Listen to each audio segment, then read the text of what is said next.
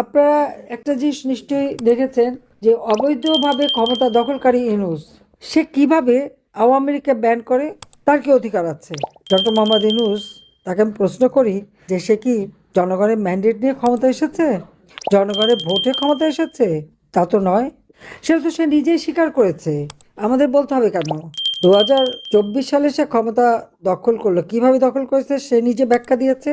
যখন সেপ্টেম্বর মাসে নিউ ইয়র্কে যায় বিল ক্লিন্টন ফাউন্ডেশনে, সে সেখানে যে খুব উৎফুল্ল চিত্তে ঘোষণা দিল যে জুলাই মাসের যে ছাত্র আন্দোলন, ওটা কোনো ছাত্র জনতার আন্দোলন ছিল না।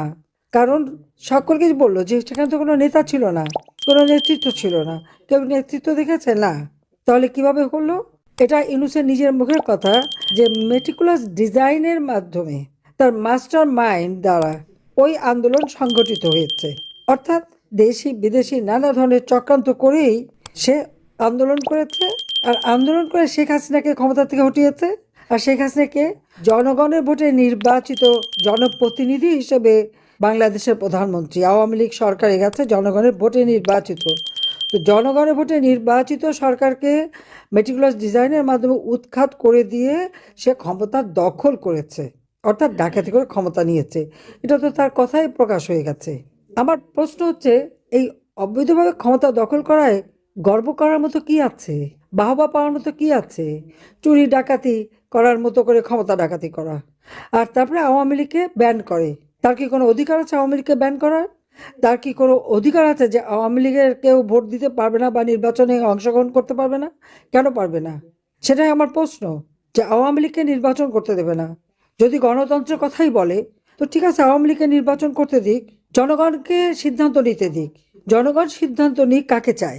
হ্যাঁ, অবাধ নিরপেক্ষ স্বাধীন নির্বাচন যদি হয়, সেই সুষ্ঠু নির্বাচনের মাধ্যমে জনগণ যদি আওয়ামী লীগকে ভোট না দেয়, আওয়ামী লীগ যাবে না ক্ষমতায়। কিন্তু আওয়ামী লীগকে ব্যান করে নির্বাচন করতে না দিয়ে সেখানে বাধা দিয়ে তৃণমূল পর্যায় পর্যন্ত আওয়ামী লীগের নেতা কর্মী, তাদের পরিবার পরিজন, তাদের ছোট শিশু থেকে শুরু করে মানে শ্বশুর বাড়ি বাপের বাড়ি আত্মীয় পরিবার পরিজন কাউকে বাদ দিচ্ছে না।